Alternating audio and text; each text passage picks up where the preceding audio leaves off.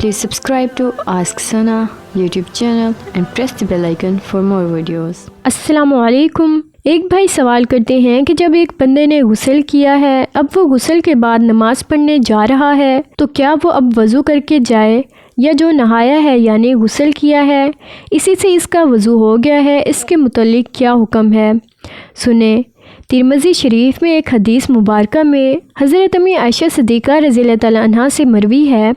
आप फरमाती हैं, हज़ूर रहमत सल्लल्लाहु अलैहि वसल्लम गुस्ल के बाद वज़ू नहीं फरमाया करते थे। अब अगर किसी आदमी ने गुस्ल किया, गुस्ल में जितने फ़राइज़ हैं इनका अदा करना ज़रूरी है, जिनके बगैर वज़ू होता ही नहीं है, वो 4 हैं। नंबर 1 पर है मुकम्मल चेहरे का धोना, नंबर 2 हाथों का कोहनियों तक धोना, नंबर 3 सर का मसाह करना, नंबर 4 पर है पाँव का टखनों समेत धोना। अगर कोई आदमी ये 4 फ़राइज़ पूरे कर लेता है तो इसका वज़ू हो गया। अगर किसी आदमी ने गुस्ल किया है और गुस्ल से पहले वज़ू करना सुन्नत है, लेकिन अगर वज़ू नहीं किया या करना चाहता था, भूल गया है या घर कर लिया है तो फिर तो ठीक है, वही वज़ू काफ़ी है, इससे नमाज भी पढ़ सकता है, इसमें कोई हर्ज नहीं है।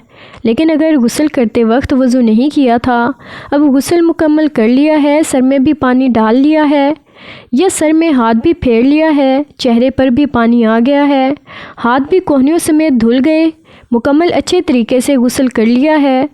जब गुस्ल कर लिया तो 4 चीज़ें जो वज़ू में फ़र्ज़ हैं, इन 4 अज़ा का, इन 4 हिस्सों का धोना जो फ़र्ज़ है वो भी गुस्ल में शामिल होकर धुल गए। जब वो धुल गए तो ये भी एक वज़ू के कायम मकाम हो गए। लिहाजा अगर अब वो नमाज़ पढ़ने जाएगा तो अलग से वज़ू करने की ज़रूरत बाकी नहीं रही।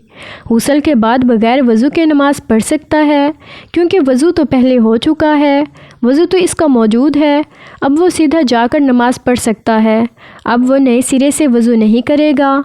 एक और बात समझे कि एक आदमी ने गुस्ल किया, सर नहीं धोया, गले से नीचे पानी बहा दिया है।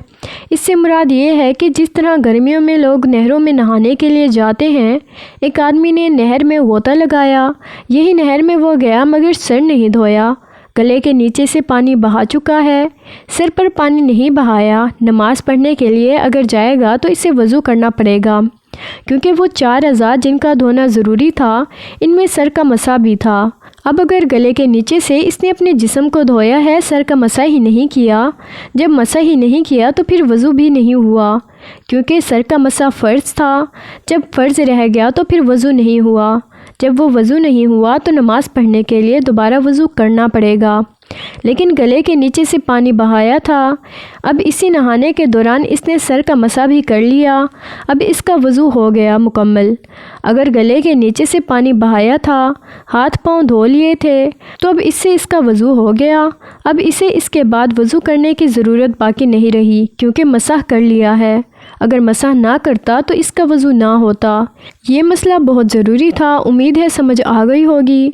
अगर आपको हमारी वीडियो अच्छी लगी तो हमारी वीडियो को लाइक करें और चैनल को सब्सक्राइब करें, और अगर आप कुछ और पूछना चाहते हैं तो कमेंट सेक्शन में पूछ सकते हैं।